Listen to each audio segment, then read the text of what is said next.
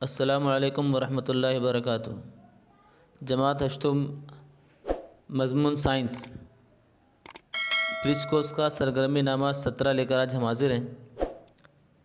इस सरगर्मी नामे के अंदर हमें अनासिर, मुरक्कबात और आमेज़े की तारीफ़, इन उन्वानात के बारे में पढ़ना है। अनासिर, मुरक्कबात और आमेज़े की तारीफ़ आइए से करें। इसमें एक चीज़ें दी गई, ज़हन नशीन करें। चीज़ें जिनसे बनती हैं उसे आम तौर पर शय कहते हैं। जिससे बनी होती है वो शय कहलाती है। चीज़ जिससे बनती है उन्हें साइंसी इस्तिलाह में मादा कहते हैं। अब हर शय में जो उसको हम लोग क्या कहेंगे, उसे मादा कहेंगे। मादा ही चीज़ों की खसूसियात के लिए ज़िम्मेदार होता है। जो भी खसूसियात होती हैं वो उसमें मौजूद मादा ही उसका ज़िम्मेदार है कि वो खसूसियात उनमें कैसी पाई जा रही हैं उस मादे की वजह से। अब इसे आइए से करें। एक गिलास में लबालब पानी भरें। पानी पूरा लबालब भरा हुआ है, उसमें छोटा सा पत्थर डालिए, क्या होगा? तो आप समझ सकते हैं कि छोटा सा पत्थर डालेंगे तो पानी उस गिलास में से जितना बड़ा पत्थर डाला है उसकी जसामत के हिसाब से पानी बाहर आ जाएगा, गिलास से बाहर निकल जाएगा। एक तराजू लीजिए, इसमें पलड़े में छोटा पत्थर और दूसरे पलड़े में बड़ा पत्थर रखिए। कौन सा पलड़ा झुकेगा? साफ बात है जिसमें बड़ा पत्थर है वो पलड़ा झुक जाएगा। तो इससे समझ में क्या आ रहा है कि पहली मिसाल से हमको समझ में आ रहा है कि हर अशय हजम रखती है। तो जो हमने पत्थर डाला, पत्थर का हजम था तो उसके हजम के मुताबिक पानी बाहर आ गया। और दूसरी मिसाल से हमको समझ में आ रहा है कि हर शय कमियत रखती है। तो कमियत और हजम ये मादे की दो अहम खसूसियात हैं।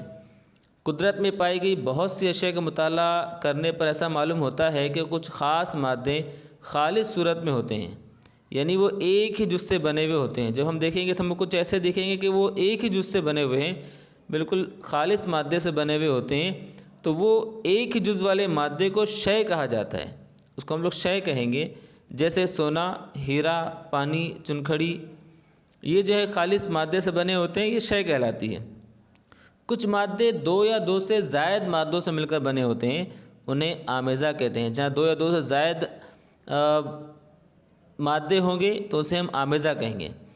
अब अनासिर, अशिया इंतहाई छोटे ज़र्रात से मिलकर बनते हैं। जो शय है वो बहुत छोटे छोटे ज़र्रात से मिलकर बनती है। शय का सबसे छोटा ज़र्रा यानी सालमा, किसी भी शय का सबसे छोटा जो ज़र्रा होगा वो सालमा होगा। जिस शय के सालमों में एक ही किस्म के जौहर होते हैं। अब जो सालमा अगर है उस सालमे के अंदर एक ही किस्म के जौहर अगर हैं तो उस शय को अंसुर कहते हैं। जैसे हम लोग जो है ऑक्सीजन ले लें, ऑक्सीजन का एक सालमा होता है और उस सालमे को जब देखेंगे तो उसका ज़ाब्ता है हमारा O2। तो O2 है तो मतलब इसमें दोनों एक ही किस्म के जौहर हैं, OO है। तो इसलिए इस शय को हम अंसुर कहेंगे, ऑक्सीजन अंसुर कहलाएगा। कि यहाँ पर सबसे छोटा जो ज़र्रा है यानी इसका सालमा O2 है और उस O2 के अंदर एक ही किस्म के जौहर हैं, दोनों ऑक्सीजन के ही हैं, इसलिए ऑक्सीजन एक अंसुर है। अनासिर की खसूसियात, अनासिर की तकसीम से नया मादा हासिल नहीं होता। मतलब हम अनासिर को कितनी ही तकसीम कर डालें, कितना ही बारीक कर लें, लेकिन उससे हमको नया मादा नहीं मिलेगा, उसमें वही मादा हमको मिलने वाला है। अंसुर के छोटे से छोटे ज़र्रात एक ही किस्म के जौहर से बने होते हैं। तो एक ही किस्म का जौहर होगा, अनासिर के अंदर दूसरा कोई जौहर आने वाला नहीं है। अब हर अंसुर के जौहर की कमियत और जसामत मुख्तलिफ होती है। जो अनासिर हैं जैसे ऑक्सीजन है तो उसके जौहर की कमियत और जसामत मुख्तलिफ होगी। नाइट्रोजन भी एक अंसुर है, उसके जौहर की कमियत और जसामत अलग अलग होगी। तो इसलिए इसके हर अंसुर के जौहर की कमियत और जसामत मुख्तलिफ होती है। कुदरत में ऑक्सीजन आज़ादाना हालत में पाई जाती है। ऑक्सीजन के दो जौहर मिलने पर आज़ादाना वजूद रखने वाला ऑक्सीजन का एक सालमा तैयार होता है। दोनों जौहर मिलकर क्या बना लेते हैं कि एक सालमा बना लेते हैं। हवा में ऑक्सीजन हमेशा सालमी की शक्ल में होती है। ये अलहदा सूरत में एक जौहर की सूरत में नहीं होते, बल्कि दो जो उसके ज़रात हैं, दो जो उसके जवाहिर हैं वो मिलकर एक सालमा बना लेते हैं और इस सूरत में कुदरत में ऑक्सीजन की गैस हमारे पास में पाई जाती है। अब अनासिर की जमात बंदी, अनासिर की जमात बंदी, यहाँ देखिए आपको चार्ट दिया गया अनासिर की जमात बंदी। तो अनासिर की जमात बंदी 3 किस्मों में की गई है। एक है धातें, धातु के अंदर क्या पाया जाएगा? लोहा, पारा, तांबा और भी बहुत सारी मिसालें हैं। सोना, चांदी हम लोग लिख सकते हैं। अधातें, अधातें क्या हैं? फास्फोरस, सल्फर, क्लोरीन, ये सारी अधातें हैं। और धातुनुमा और सिलिकॉन, जर्मेनियम और इसके अलावा और भी मिसालें हैं। तो ये सारी क्या है? धातुनुमा है। तो अनासिर को तीन किस्मों में तकसीम किया गया है, धातें, अधातें और धातुनुमा। अब आगे अगला टॉपिक हमको दिया गया है अनासिर की अलामतें। तो अनासिर की अलामतें हम कैसे डिसाइड करेंगे, कैसे पता करेंगे, कैसे हम लोग अनासिर की अलामतों को लिखेंगे? तो अनासिर को ज़ाहिर करने के लिए इस्तेमाल किए जाने वाले मुखफ़फ़ को अनासिर की अलामतें कहते हैं। तो अनासिर को हम लोग ज़ाहिर करने के लिए क्या करते हैं कि कुछ मुखफ़फ़, कुछ शॉर्ट फॉर्म इस्तेमाल करते हैं। कुछ अलामतें वो जो इस्तेमाल करते हैं उससे हम उसे क्या कहेंगे? उसकी अलामतें कहते हैं। तो अनासिर के लिए अलामतों का इस्तेमाल का तरीका बर्ज़ेलिस नामी साइंसदान ने दिया। इस साइंसदान ने उसको अनासिर को, उनकी अलामतों को ज़ाहिर करने का एक ज़ाब्ता दिया, एक तरीका बताया, और उस तरीके के मुताबिक हम तमाम अनासिर को, उनकी अलामतों को बताते हैं। तो इस्तेमाल होने वाली अलामतें अनासिर के नामों को मुख्तसर करके बनाई गई हैं। तो जो अनासिर के नाम हैं उनको हमने क्या किया? मुख्तसर करके उन अलामतों को बनाया है। हर एक उन्सर की अलामत अंग्रेज़ी कैपिटल हर्फ का इस्तेमाल करके ज़ाहिर की जाती है। जो उसका अंग्रेज़ी का कैपिटल हर्फ है उसको इस्तेमाल करके बनाया है। जैसे हाइड्रोजन की अलामत H है, हाइड्रोजन का पहला हर्फ H है, तो उसको इस्तेमाल करके हमने हाइड्रोजन की अलामत H लिया है। जब दो या दो से ज़्यादा अनासिर का पहला हर्फ एक ही हो, अब अगर और भी ऐसे अनासिर मिल गए जिनका पहला हर्फ H ही हो, अगर जैसे हीलियम हो गया, अब हीलियम का ही पहला हर्फ H है, तो अब इसको कैसे इस्तेमाल किया जाए? तो इसके लिए क्या किया गया? इनको लिखने के लिए उनके हर्फ की जोड़ी इस्तेमाल की गई। जैसे कि हीलियम है तो हीलियम के लिए HE इस्तेमाल किया गया, HE उसकी अलामत इस्तेमाल की गई। तो जिससे जब दो या दो से ज़्यादा अनासिर का पहला हर्फ एक ही हो तो अलामत लिखने के लिए हर्फ की जोड़ी इस्तेमाल की जाती है। अब आगे दिया जैसे मसलन कार्बन, मिसाल दिया हुआ कार्बन। कार्बन के जो C इसकी एक अलामत है, लेकिन क्लोरीन इसके भी शुरू में C ही आ रहा है, तो इसलिए इसकी अलामत के तौर पर Cl इस्तेमाल किया जा रहा है। नाइट्रोजन, इसकी अलामत N है, अलामत से ज़ाहिर की जाती है, लेकिन उसी तरह निकल ये भी एक उन्सर है और उसकी अलामत Ni लिखी जाती है। अब कुछ अनासिर की अलामतें उनके लातीनी नाम से अख़ज़ की गई हैं। कुछ अनासिर की अलामतें उनके लातीनी नाम से अख़ज़ की गई हैं। जैसे यहाँ पर आपको दिया गया है टेबल के अंदर, जैसे सोडियम है, सोडियम का लातीनी नाम नाइट्रियम, उसके लिए उसकी अलामत Na। सिल्वर, चांदी, उसकी लातीनी नाम अर्जेंटम, इसलिए उसकी अलामत Ag। गोल्ड, इसका लातीनी नाम औरम, इसलिए इसकी अलामत Au। कॉपर का लातीनी नाम क्यूपरम है, तो इसलिए इसकी अलामत Cu है। आयरन का लातीनी नाम फेरम है, इससे इसकी अलामत Fe है। मर्क्यूरी, ये जो हाइड्रोजन है, इससे इसकी अलामत Hg, मर्क्यूरी पारा। और टंगस्टन का लातीनी नाम वोल्फ्राम है, इससे इसकी अलामत W बताई जाती है। तो इस तरह से लातीनी नाम से भी कुछ अनासिर की जो अलामतें बताई जा रही हैं। इसी तरह और भी अनासिर की अलामतें यहाँ दी गई है टेबल के अंदर, hydrogen, helium, lithium, beryllium, boron. तो आप इसको देखकर इनकी अलामतों को याद कर सकते हैं कि किसकी कौन सी अलामत है। अब आइए अगला टॉपिक दिया गया है मखलूत। मखलूत क्या है? दो या दो से ज़्यादा धातुओं या अधात, दो या दो से ज़्यादा धातुओं या धात और अधात के हम जिन्स आमेज़े को मखलूत कहते हैं।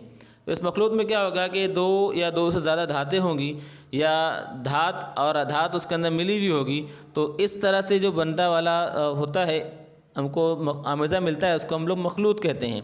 मसलन घरों में इस्तेमाल होने वाले स्टेनलेस स्टील, हमारे घरों में स्टेनलेस स्टील इस्तेमाल होता है, के बर्तन हम लोग इस्तेमाल करते हैं। तो स्टेनलेस स्टील के बर्तन लोहा, कार्बन, क्रोमियम, निकल का आमेज़ा होते हैं। कितनी चीज़ें यहाँ पर? 4 चीज़ें हैं।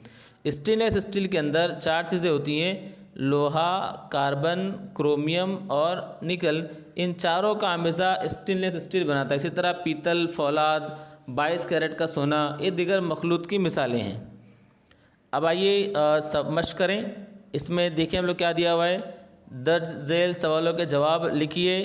तो इसके हमको सवालों के जवाब लिखना है। गैर मुतालिक पहचानिए। Carbon, sulphur, silicon, chlorine. अब कार्बन, सल्फ़र और क्लोरीन ये अधात है और सिलिकॉन धातुनुमा है, इसलिए गैर मुतालिक यहाँ पर सिलिकॉन हो जाएगा। अब पानी, शरबत, लोहा, फौलाद, कोयला, हवा, नमक, तांबा, पीतल, मिट्टी, इनमें आमेज़ा पहचानिए। तो आमेज़ा क्या क्या है यहाँ पर? पानी आमेज़ा नहीं है, पानी एक मरकब है। शरबत आमेज़ा है और लोहा नहीं है बल्कि लोहा एक उंसुर है। फौलाद आमेज़ा है, तो शरबत, फौलाद और हवा नमक मरकब है और तांबा ये एक उंसुर है। पीतल एक आमेज़ा है और मिट्टी एक आमेज़ा है। तो यहाँ पर कितने आमेज़े हो गए? शरबत, फौलाद, हवा, पीतल और मिट्टी, ये आमेज़ा है। बाकी इसमें से कुछ मरकब है और कुछ अनासिर हैं। तो हमको आमेज़ा पूछा है तो हम आमेज़े पहचान कर इन चारों को यहाँ पर नीचे लिख देंगे। सवाल नंबर 2 दिया हुआ है, सी अंग्रेज़ी हर्फ से शुरू होने वाले अनासिर के नाम और अलामतें लिखिए। तो सी से शुरू होने वाले सबसे पहले कार्बन, उसकी अलामत सी, क्लोरीन उसकी अलामत Cl, कॉपर उसकी अलामत Cu, कोबाल्ट इसकी अलामत Co। तो इस तरह से 4 अनासिर का नाम लिख सकते हैं जो सी से शुरू होते हैं और उनकी अलामतें भी हमने देख ली। ठीक है, इससे आपको लिखना भी है और उसका टेबल बनाना है आपको, नाम और अलामतें। इस तरह चारों जो बताए गए हैं, कार्बन C, क्लोरीन Cl और कॉपर Cu, कोबाल्ट Co। सवाल नंबर 3, हवा में पाए जाने वाले अनासिर के नाम लिखिए। हवा में कौन कौन से अनासिर पाए जाते हैं? तो हवा के अंदर ऑक्सीजन, नाइट्रोजन, ये ख़ास आमेज़ा है यहाँ पर, ऑक्सीजन और नाइट्रोजन का, ये अनासिर इसमें पाए जाते हैं। इसके अलावा और भी बहुत सारी जो चीज़ें गैसेस वगैरह होती हैं वो मिक्स होती हैं, तो इसमें ऑक्सीजन और नाइट्रोजन ये अनासिर इसमें हवा में पाए जाते हैं। अब सीसा और टिन, इन अनासिर की अलामतें इनके लातीनी नाम से ली गई है। इन अनासिर के लातीनी और अंग्रेज़ी नाम तलाश करके लिखिए और उनकी अलामतें लिखिए। तो सीसा का जो लातीनी नाम है वो प्लम्बम है। सीसा का लातीनी नाम प्लम्बम और उसकी अलामत PB, P कैपिटल और B स्मॉल। और टिन इसका लातीनी नाम स्टैनम है।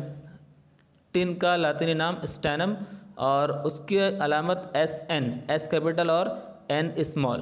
तो ये हो जाएगा इसका। सवाल नंबर 5 दिया गया है, दर्ज झेल जदवल मुकम्मल कीजिए। स्टेनलेस स्टील, उसके अज्जा कौन कौन से हैं? अभी आपने ऊपर पढ़ा, उसको आप ऊपर देख सकते हैं। स्टेनलेस स्टील का अज्जा हमने अभी ऊपर पढ़ा है, तो कौन कौन से आप वहाँ से लिख सकते हैं। पीतल के जो अज्जा है वो कॉपर और जिंक। पीतल के अज्जा का नाम आप लिखोगे कॉपर और जिंक। कांसा, उसको हम लोग ब्रॉन्ज बोलते हैं, तो कांसे का जो अज्जा का नाम है वो कॉपर और टिन। कांसे में कॉपर और टिन होते हैं। तो ये थी हमारी सरगर्मी। इंशाल्लाह हमारी फिर मुलाकात होगी अगले सरगर्मी के साथ। अस्सलामु अलैकुम व रहमतुल्लाहि व बरकातुहू।